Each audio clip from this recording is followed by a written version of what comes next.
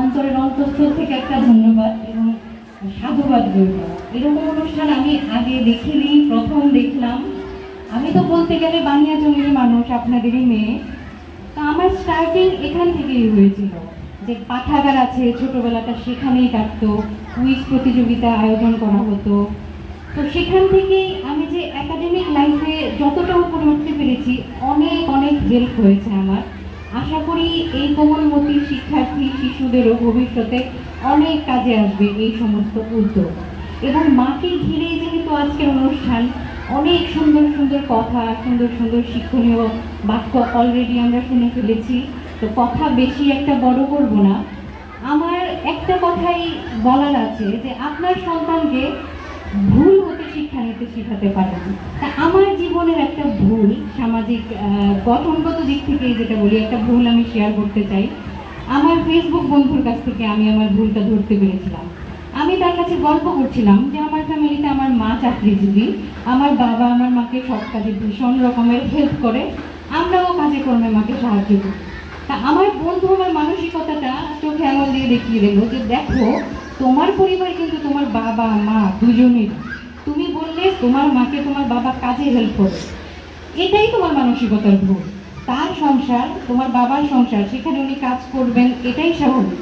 সেই সংসারে তুমি তোমার ভাই আছো, তোমরা কাজ করবে, স্বাভাবিক। তো এটাকে গ্লোরিফাই করার কিছু নেই। মায়ের কাজটা আমরা টেকেন ফর গ্র্যান্টেড, মানে মা এটা করবেই, খুব স্বাভাবিকভাবে নেই। আজ সকালে উঠে এই প্রোগ্রামে চলে এসেছি, মাকে শুভেচ্ছা আমার জানানো হয়নি। এখন আমার মনে মনে খুব আক্ষেপ হচ্ছে। আসলে মা বাসায় আছে বলেই, মা ছাড়া মা হওয়া যায় না। আমি একজন নতুন মা, আমার বেবিটাকে শান্তি মতো মায়ের কাছে রেখে এসেছি। এই জন্য তার প্রতি আমি কৃতজ্ঞ, এবং আপনাদের সকল মায়ের প্রতি আমার সম্মান রইল। শেষ করব একটা ছোট্ট কথা দিয়ে। এখানে অনেকেই আছেন ত্রিশোর্ধ্ব মা। মায়েদের একটা প্রধান কাজ, নিজেরা ভালো মন্দ খাবার আমরা খাই না, পরিবারের সবার হাতে তুলে দিই। 30 বছরের পর থেকে হাড় ক্ষয় শুরু হয়, ক্যালসিয়াম জাতীয় খাবার, সেগুলো আপনারা খুব ভালো মতো বেশি বেশি খাওয়ার চেষ্টা করবেন। এবং যারা আমরা কিছুটা টিনেজে আছি, মা ভালো মতো খাচ্ছে কিনা, মায়ের ওপর কাজের প্রেশারটা বেশি পড়ছে কিনা, এটা যেন একটু ভালো করে লক্ষ্য করি। আরেকটা মজাদার তথ্য দিই, আমরা তো এখন মোটামুটি বড় কেউ কেউ আছি।